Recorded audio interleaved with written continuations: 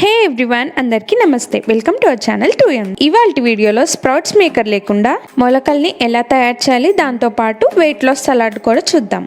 ముందుగా ఒక కప్పు పెసల్ని తీసుకొని వాటర్తో వాష్ చేసిన తర్వాత గిన్నె నిండా నీళ్లు పోసుకొని ఓవర్ నైట్ నానబెట్టాలి. ఇక్కడ నేను నైట్ 8 o'clock నానబెడుతున్నాను.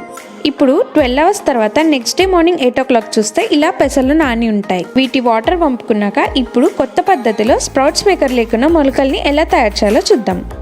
దీనికోసం ఒక చిల్లులు గిన్నె, దాని కిందకి సరిపోయేలాగా ఒక పెద్ద గిన్నెని తీసుకోవాలి. చిల్లులు గిన్నె లేకపోతే ఏదైనా హోల్స్ ఉన్న బుట్టని కూడా వాడుకోవచ్చు. ఇప్పుడు నానబెట్టుకున్న పెసల్ని చిల్లులు గిన్నెలో ఇలా వేసి ఇలా 2-3 టిష్యూ పేపర్స్ని తీసుకొని పెసల మీద పరచాలి. ఇలా టిష్యూ పేపర్స్ని పెట్టడం వల్ల మాయిశ్చర్ ఏదైనా పెసల నుంచి వస్తే అది అబ్జర్వ్ చేసుకుంటుంది. ఇప్పుడు వీటి మీద కొంచెం వెయిట్ ఉన్న బాక్స్ని ఇలా పెట్టాలి. దాని తర్వాత ఒక చిన్న బుట్టను తీసుకొని వీటిని కవర్ చేయాలి. ఈగలు, దోమలు అలాంటివి వెళ్లకుండా ఉంటాయి. సేమ్ ఇదే ప్రాసెస్ ఎవ్రీ 6 hours రిపీట్ చేస్తూ ఉండాలి. ఇప్పుడు అదే రోజు ఆఫ్టర్నూన్ 3 o'clock తెరిచి చూస్తే మొలకలు ఇలా కొంచెం వచ్చుంటాయి. ఇప్పుడు వీటి మీద కొంచెం వాటర్ జల్లుకోవాలి. ఇలా జల్లిన 2 నిమిషాల తర్వాత వాటర్ అనేవి కింద బౌల్లోకి వెళ్తాయి. ఈ వాటర్ని పారపోసేసి మళ్ళీ పెసల్ని పెట్టి మళ్ళీ టిష్యూ పేపర్స్ని పెట్టి ఇలా బాక్స్ అండ్ బాస్కెట్ని కూడా పెట్టేయాలి. నేను ఈ పద్ధతి ఎందుకు ఫాలో అవుతున్నానంటే క్లాత్లో మొలకల్ని తయారు చేస్తే క్లాత్ అనేది స్మెల్ వస్తుంది. సో అందుకే ఇలా ట్రై చేశాను. ఇప్పుడు అదే రోజు రాత్రి మళ్ళీ ఒకసారి మొలకల్ని చూడండి. ఇలా కొంచెం పొడవుగా వస్తాయి. మళ్ళీ కొంచెం వాటర్ని జల్లుకొని సేమ్ ప్రాసెస్ ఫాలో అవ్వాలి. ఈ ప్రాసెస్ ఫాలో అవుతే మొలకలు అసలు స్మెల్ అనేవే ఉండవు. అలాగే చాలా పొడి పొడిగా వచ్చి ఎక్కువ రోజులు నిల్వ ఉంటాయి.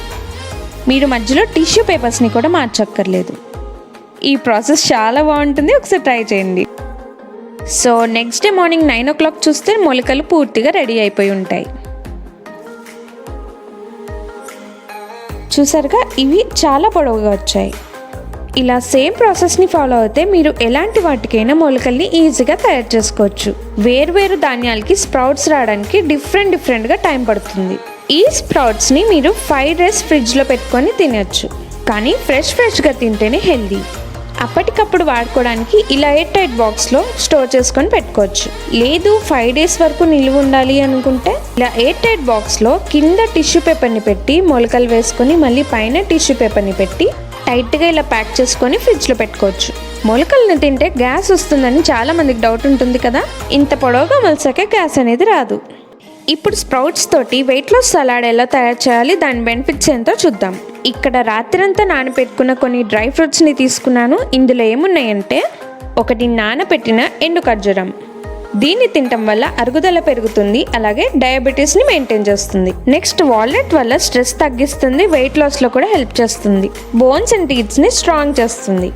నెక్స్ట్ కిస్మిస్లో బోల్డంతా ఐరన్ ఉంటుంది, బీపీని కంట్రోల్ చేసి లివర్ని క్లీన్గా ఉంచి పొట్టల యాసిడ్స్ని తగ్గిస్తుంది.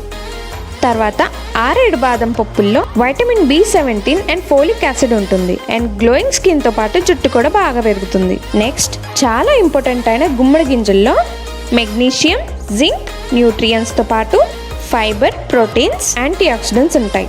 అలాగే రోగనిరోధక శక్తి పెంచుతుంది. వీటిని తప్పకుండా మీ డైట్లో వాడండి. ఇప్పుడు ఇందాక చెప్పిన నానబెట్టుకున్న డ్రై ఫ్రూట్స్ అన్నిటిని ఈ స్ప్రౌట్స్లో యాడ్ చేసుకోండి. కొంచెం పెద్దగా ఉన్న వాటిని పీసెస్ చేసుకొని యాడ్ చేసుకోండి.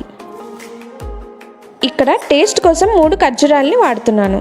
వీటిలో ఎక్కువ న్యూట్రియంట్స్ ఉంటాయి, అలాగే మన బ్రెయిన్ ఫంక్షన్ని ఇంప్రూవ్ చేస్తుంది. నెక్స్ట్ ఇక్కడ వాటర్ మెలన్ సీడ్స్ని యాడ్ చేస్తున్నాను. వీటిలో omega-3 ఫ్యాటీ యాసిడ్స్, జింక్, పొటాషియంతో పాటు మెగ్నీషియం కూడా ఉంటుంది. ఇది క్యాలరీస్లో చాలా హై ఉంటుంది, సో లిమిట్లో తీసుకోవాలి.